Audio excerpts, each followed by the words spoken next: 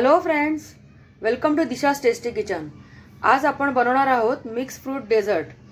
झटपट होणार आणि अचानक पाहुणे आले की काहीतरी गोड सर्व करण्यासाठी हा एक उत्तम पर्याय आहे। तुम्ही एकदा नक्की ट्राय करून बघा ही रेसिपी। आता आपण रेसिपीला सुरुवात करूया।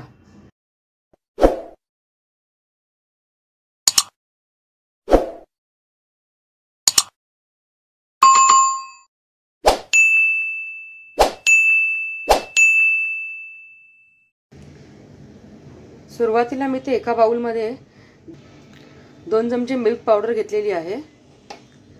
त्यात मी आता 1 चमचा कॉर्नफ्लॉवर घालते।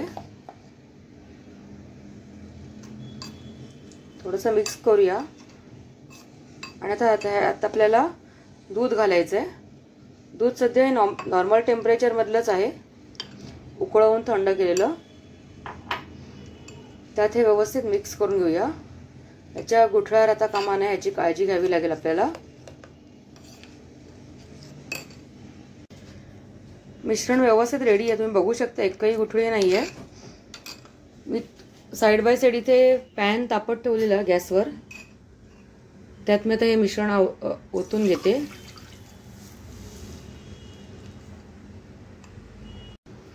मीडियम फ्लेम वरती आपल्याला हे ढवळत राहायचं आहे, आता ह्याच्या गुठळ्या होतील लगेच। यात मी आता अर्धा वाटी साखर पण ऍड करते। साखर तुम्ही तुमच्या आवडीप्रमाणे थोडी कमी जास्त करू शकता, पण डेझर्ट म्हटलं थोडंसं गोडपणा हवाच।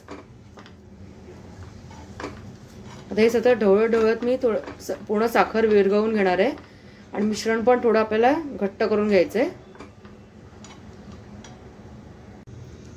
मिश्रण आता आपलं व्यवस्थित घट्ट व्हायला सुरुवात झालेली आहे।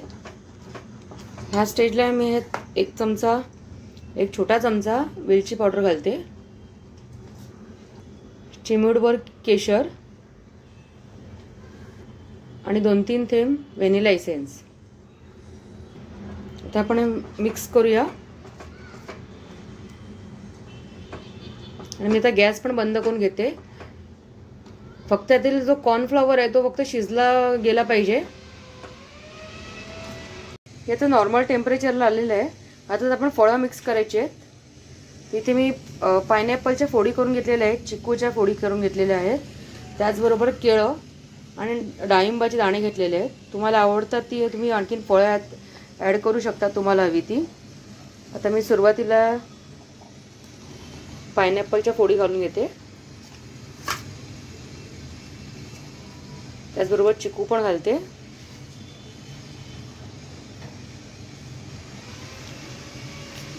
केळीचे काप मी जास्त लहान तुकडे केले नाहीये, मधून फक्त केळं कापून घेतलेलं आहे।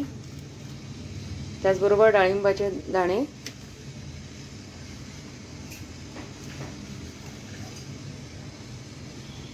हे आता आपण व्यवस्थित मिक्स करून घेऊया। सर्व फ्रुट्स मी आता मिक्स केलेले आहेत। आता आपण सर्विंग बाउल मध्ये काढूया। सर्विंग बाउल मध्ये मी आता आपलं डेझर्ट काढलेलं आहे। गार्निशिंग साठी मी इथे बदाम आणि पिस्ताचे आपण काप वापरणार आहोत।